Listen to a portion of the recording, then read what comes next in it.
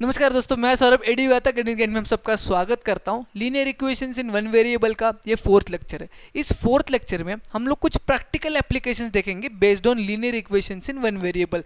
Now what do we mean by practical applications? तो basically कुछ practical problems रहेंगे जिनमें कुछ अननोन क्वांटिटीज रहने वाली है एंड वेरी ऑब्वियस उन अननोन क्वांटिटीज की वैल्यूज को हमें फाइंड आउट करना है। अब वो अननोन क्वांटिटीज की वैल्यूज को फाइंड आउट करने के लिए सबसे पहले इन प्रैक्टिकल प्रॉब्लम्स जो स्टेटमेंट के फॉर्म में है इनको इक्वेशन में कन्वर्ट करना पड़ेगा।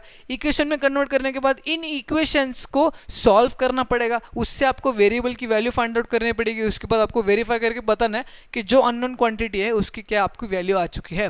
अब ये सारा सब कुछ करने के लिए कुछ स्टेप्स दिए गए हैं, उन स्टेप्स को आपको फॉलो करना है। सबसे पहला स्टेप है read down the problem carefully and note down what is important and what is required. ठीक है, सबसे पहले तो जो स्टेटमेंट आपको दिया है उसको पढ़ो, उसमें क्या चीज इंपॉर्टेंट है, क्या चीज आपको दी गई है और क्या चीज आपको पूछा गया है, इस चीज को आइडेंटिफाई करना बहुत जरूरी है।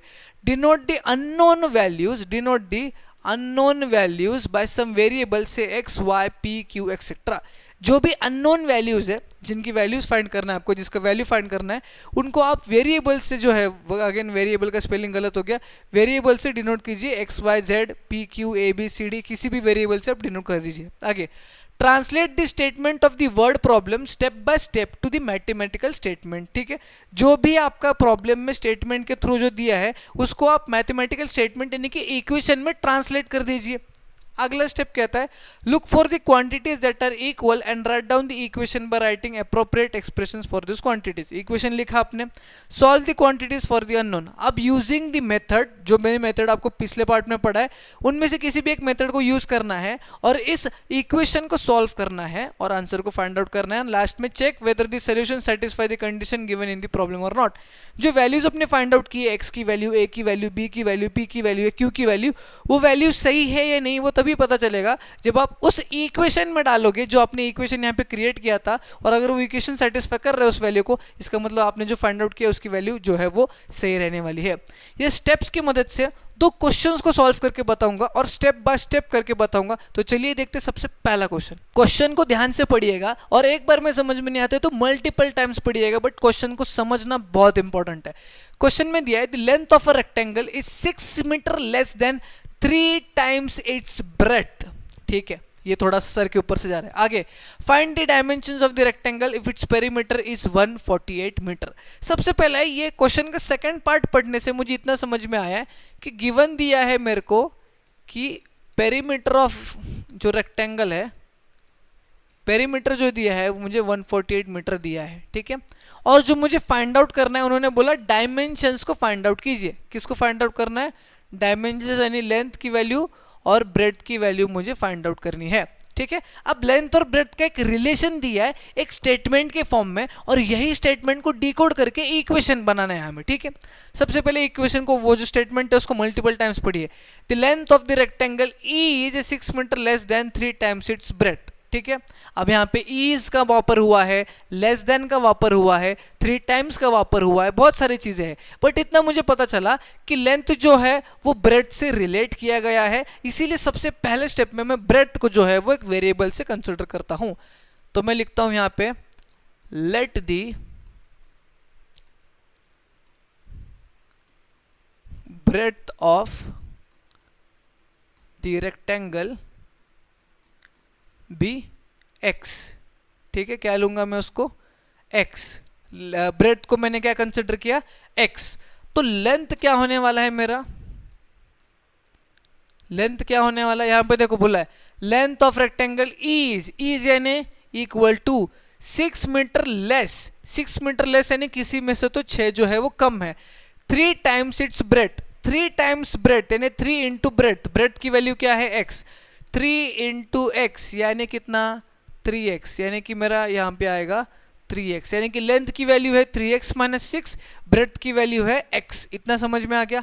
अब आपको बोला है पेरीमीटर जो है वो 148 है। पेरीमीटर क्या है? 148 है। तो हम लोग लिखेंगे देयरफॉर, फॉर्मूला क्या है? किस चीज का formula? Perimeter of the rectangle is equals to, क्या है formula? 2 into length plus breadth. Perimeter की वैल्यू आपको दी है जी सर, तो यहाँ पे लिख दीजिए value 148 is equals to 2 into length क्या है मेरा 3x माइनस 6 प्लस ब्रेथ क्या है मेरा x। समझ में आ रहा है? वैल्यू सब्सटीट्यूट कर दी लेंथ और ब्रेथ की।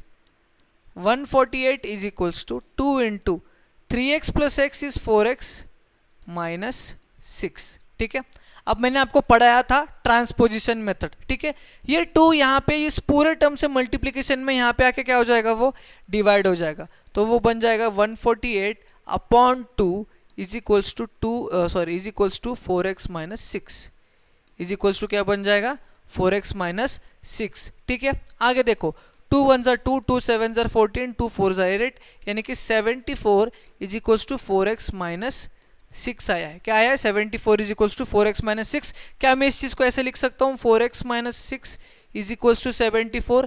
जी हाँ, बस मैंने इसको उल्टा लिख दिया, vice versa. Is that clear for you? Again transposition method, ये माइनस 6 उससे हट जाएगा तो क्या हो जाएगा प्लस 6, यानी कि 4x is equals to 74 plus 6, यानी कि 4x is equals to 74 plus 6 is 80। Is that clear for you?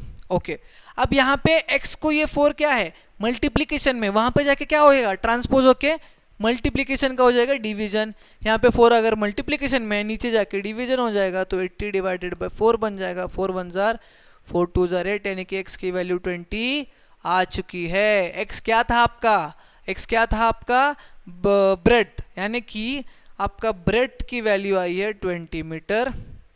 Length क्या था आपका? लेंथ था 3x माइनस 6। लेंथ क्या था 3x माइनस 6, यानी x की वैल्यू अगर 20 है तो 3 इंटू एक्स इज 60 माइनस 6, यानी कितना 54। 60 में से 6 गया 54, 3 2 ज़ा 6, 60 में से 6 गया 54, यानी कि 54 मीटर लेंथ है और ब्रेथ आपका 20 मीटर है।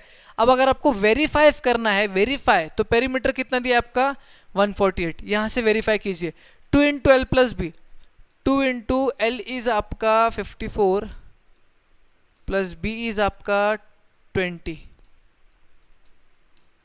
2 इंटू 74, 4 2 ज़ार 8, 7 2 ज़ार 14, आया 148। लेंथ और ब्रेथ की वैल्यू डालने के बाद 148 आया, यानी कि ये जो लेंथ और ब्रेथ की वैल्यू अपने फाइंड आउट की है वो सही की है। सबसे पहले x की वैल्यू फाइंड आउट की, x की वैल्यू फाइंड आउट करने के बाद आपको क्या पता था कि लेंथ इज 3x माइनस 6 और ब्रेथ इज x, तो ब्रेथ इज x तो ब्रेथ तो डाल दिया x, length is 3x minus 6 तो लेंथ तो डाल दिया 3x माइनस 6 में वैल्यू डालने के बाद 54 मीटर मेरा आंसर आ चुका है।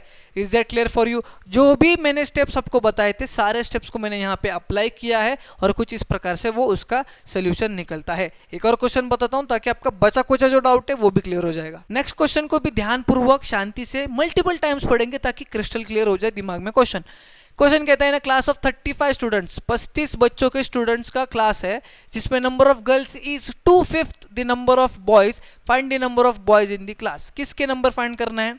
बॉयज का नंबर फाइंड करना है। ठीक है, इसमें गिवन क्या दिया है हमें? Total number of students.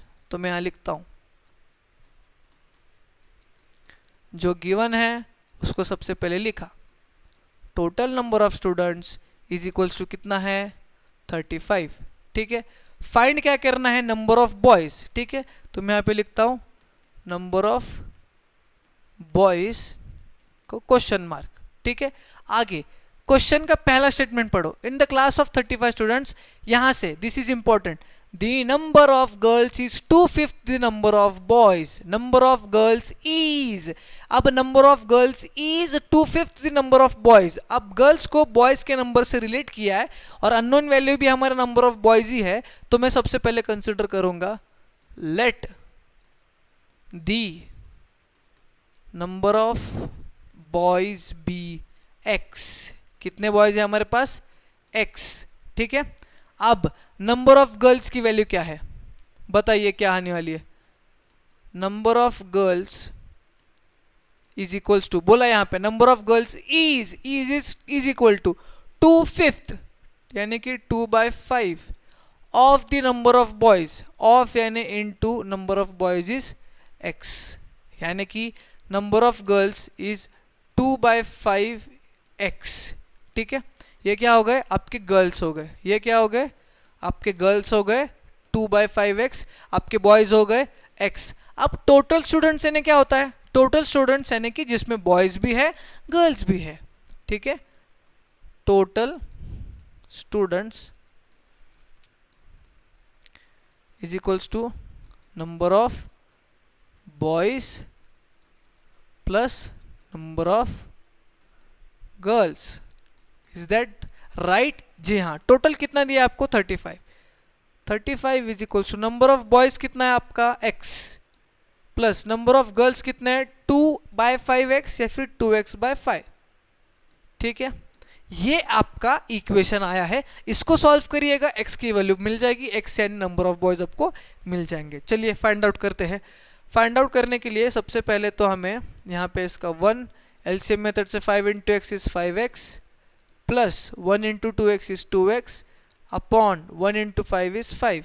5x plus 2x is 7x, तो 35 is equal to 7x/5। Transposition method recall करिए, जो यहाँ पे डिवीजन में है वहाँ पे जाके क्या हो जाएगा? मल्टीप्लिकेशन में, यानी कि 35 into 5 is equals to 7x हो जाएगा। और जो यहाँ पे मल्टीप्लिकेशन में वो नीचे आके डिवाइड हो जाएगा, तो इसको मैं मल्टीप्लाई नहीं करता हूँ, वैसे रखता हूँ और 7 को नीचे डिवाइड करता हूँ, क्योंकि 7 वहाँ पे मल्टीप्लाई हो रहा था। अब यहाँ पे 7 1 ज़र 7, 7 5 ज़र 35 और ये 5 5 ज़र 25 आ जाएगा। तो x इज इक्वल्स टू कितना है? 25। x इज इक्वल्स टू कितना है? 25, यानी कि नंबर ऑफ बॉयज़ की वैल्यू कितनी आई है हमारे पास? 25। बट ये सही है या नहीं, गलत है या सही है, कैसे आइडेंटिफाई करेंगे? चलो करते हैं। अगर बॉयज़ 25 है तो गर्ल्स कितने रहेंगे? 2/5 ऑफ x, यानी कि 2/5 इंटू 25, यानी 5 1 ज़र 5 2 ज़र 10 5 2 ज़र 10। गर्ल्स कितने हैं? 10। बॉयज़ कितने हैं? 25। और आप इन दोनों को ऐड करो, 25 प्लस 10 कितना होता है? 35। और टोटल नंबर 35 है क्या? जी हाँ, टोटल नंबर 35 है, यानी कि हमारा x इज इक्वल टू 25, यानी कि number of boys is equal to 25। ये सही आंसर आ चुका है। और किस प्रकार से सही आया है? कुछ इसी स्टेप्स को, कुछ इन्हीं स्टेप्स को कुछ इसी प्रकार से आपको भी फॉलो करना है। सारे के सारे क्वेश्चंस जो भी इस फॉर्मेट में आपको आ रहे हैं आराम से आप सॉल्व कर पाओगे। फिलहाल इस पार्ट को हमें यहीं रुकना पड़ेगा। इस टाइप के और ज़्यादा क्वेश्चंस हम लोग सॉल्व करेंगे जब हम लोग क्वेश्चंस के वीडियोज़ में आएंगे। फिलहाल आपको समझ में आ गया ये कंसेप्ट कैसा वर्क करता है और किस स्टेप्स में आपको सॉल्व करना है। वीडियो पसंद आता है, कंसेप्ट अगर आपको समझ में आता है किस तरह से करना है, एक लाइक ज़रूर करना। ज़्यादा बच्चों में शेयर करना नहीं हो तो चैनल को सब्सक्राइब करके जाना। हम लोग मिलेंगे न्यू वीडियो में।